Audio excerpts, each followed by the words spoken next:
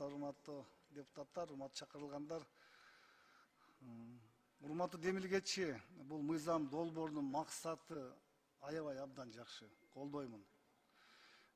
Бул жерде бир эле тактоо иретинде, сунуш иретинде бул биринчи окуу болуп атпайбы?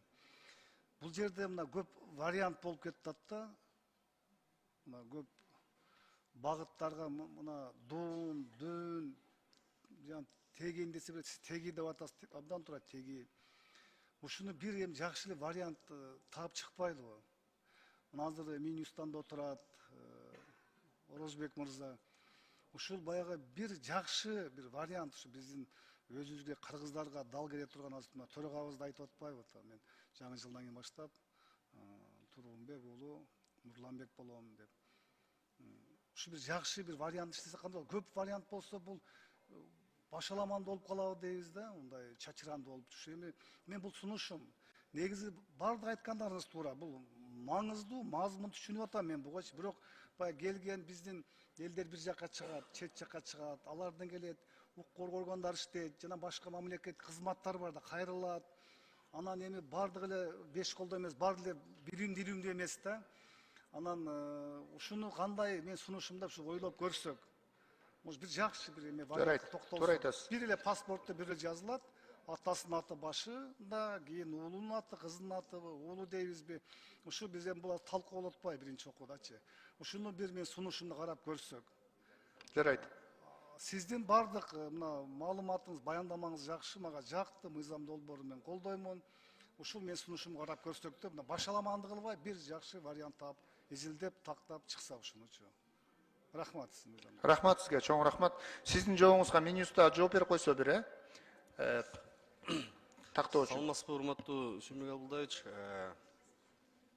Биринчи Дастан Арсызбекович да көтөрүп кеткендей, буга чейин үй бүлө кодексинин 63-чү беренесинде өзү кыргызча фамилияларда тегин чоң атасы боюнча, же чоң атасынын аты боюнча, же уулу кызы деген эле кыргызча форма болгон.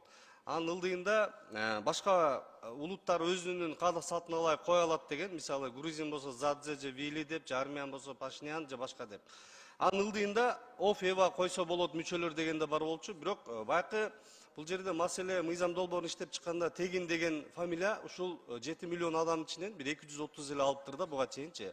Анан көпчүлүк анализ дегенде жанагы тегин деген тегин, жок деген башка болот деп. Бул жерге ошол кээ бирлер биздики чоң атасынан гана чектеп койсо, кээ бирлери өзүнүн атасынан болгусу келет, же чоң атасынан тандоо болгондуктан эле бул жерде расширение болуп атат да. Ал эми тегин болгондор буга чейинкилер кала беришет. Жаңы мыйзам артка карай күчү жок да. Мындан кийинки алам дегендер тегиге өтөт да. Анан эми бир аз элдер алгандан кийин Сүймбек Абылдаевич көнүп кетет го дейбиз. Анан анткени паспортто берүүдө бизди өкмөттүн токтому менен биринчи там фамилиясы, аты жазылат деген бул мыйзам эмес, мыйзам астындагы актылар менен жөнгө салынып кетет да. Там паспорттун үлгүлөрү, анын катар жазылышы, кайсыл жерге ИНН, ПИНи жазылат деген бул уже мыйзам менен эмес, мыйзам астындагы актылар менен жөнгө салынат. Ушул азырынча. Эми мен айтпадым жогоруда бул мыйзам долбоорунун негизги максаты абдан жакшы депчи. Бирок азыр ушул мына аты жөндү алмаштырганда бир канча көйгөйлөр пайда болот, билесиз да, туурабы? Укук коргоо органдарында, мамлекеттик кызматтарда. Анан сиз айтып атасыз, азыр мындай кылсак, мындай кылсак, мындай бардыгын депчи. Анан көнүп кетишет дейсиз. Көнгөнгө канча жыл өтөт ошон үчүн.